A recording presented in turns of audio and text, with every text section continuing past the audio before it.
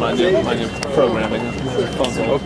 Okay, as usual, very physical Tuesday practice with our guys, the guys that are out there, and we continue to push, and it's great to see guys respond. I think they're getting used to practicing at a high level, very physical, finishing, extra conditioning at the end, and I believe that'll pay off for us throughout the season. Can you just talk about the development of your offense compared to that of your defense, which is clearly so much more improved over last season? It is. We set out in January to make a lot of changes in the style that we would play, in our scheme and our usage of personnel, in the way that we would practice, and we see all that paying off with our defense. It was a very big concern of ours, the rushing yards that we gave up last year versus the rushing yards that we had. That's not SC football, so we're on our way to getting it back. And the offense? Yeah, unfortunately, we haven't been clicking on all cylinders. At times we've been moving the ball. I do feel like we run the ball more consistent than we did a year ago. Obviously, we don't throw the ball as well as we did a year ago.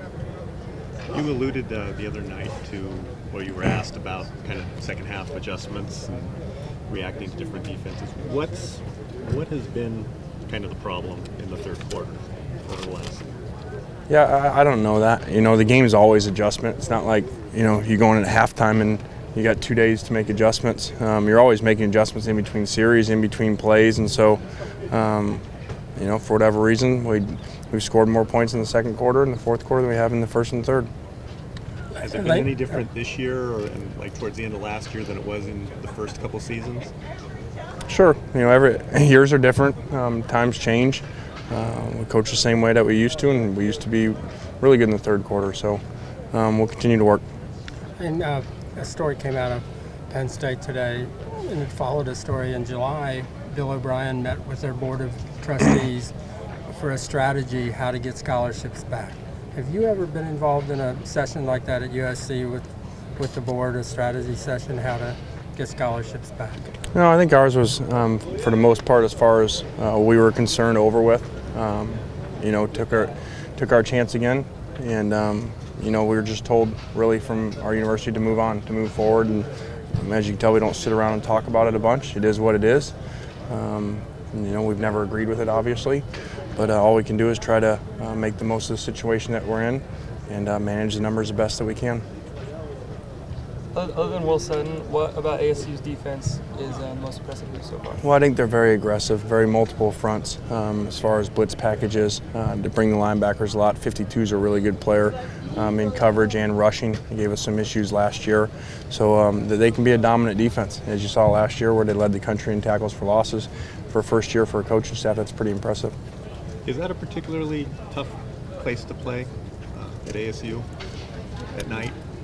Yeah, it just depends. It depends on the game and how it's going, and records of teams over the years going there. And I think a couple of years ago there was a windstorm right in the middle of it. So, it's a loud place, awesome stadium, awesome grass, and great fans. Going into this game, you guys, if you lose, you guys would be 0-2 in conference. How's the team feeling getting ready to go into Tempe? We feel good. Obviously we don't look at it that way. We don't think that we're going to play to be 0-2. We think that we're going to play to be 4-1. So we look forward to this challenge against a really good team, very talented team, and very well coached team. How's Cody Kessler and Marquise Lee looked the last couple of days in practice? You had said that you thought they were going to be fine. Yeah, I anticipate that both of them playing, and hopefully they'll be there. What did you think of the actual decision to give scholarships back to Penn State? I was happy for him. I don't sit around and root against other people. I'm happy for Coach, for the players, and we know what it's like. We know what it's like to be in the middle and try to manage those numbers and try to look down the road. And obviously, there's a lot of challenges that come with it. So when I was told about it, I was really happy for him. Does the fact that happened today now, like you were asked about the past, but how about now in terms of trying to go get some scholarships back? I'm trying to beat Arizona State, and I'm worried about our team, things I control. I'm going to have nothing to do with that, nor did I ever, so I don't worry about it. You talked Sunday, you've been asked about offense and said you always look at change and stuff, but considering you were successful offensively Why would you want to change like what you've been doing the previous years? Well, we're not stubborn. As you can see what we did on defense. You know, we changed the defensive system that had been here for, what I would guess, 11 years and had been extremely successful, some of the best defenses in the country under that system. And so, you know, you always want to look at things and always trying to grow as coaches, and so we'll always do that. And if we find out a better way to do things with the numbers that we have, we'll look into doing that. Given the inexperience of Madden and Justin Davis, do you ever worry about leaning on them too much in the ground game because they're so inexperienced?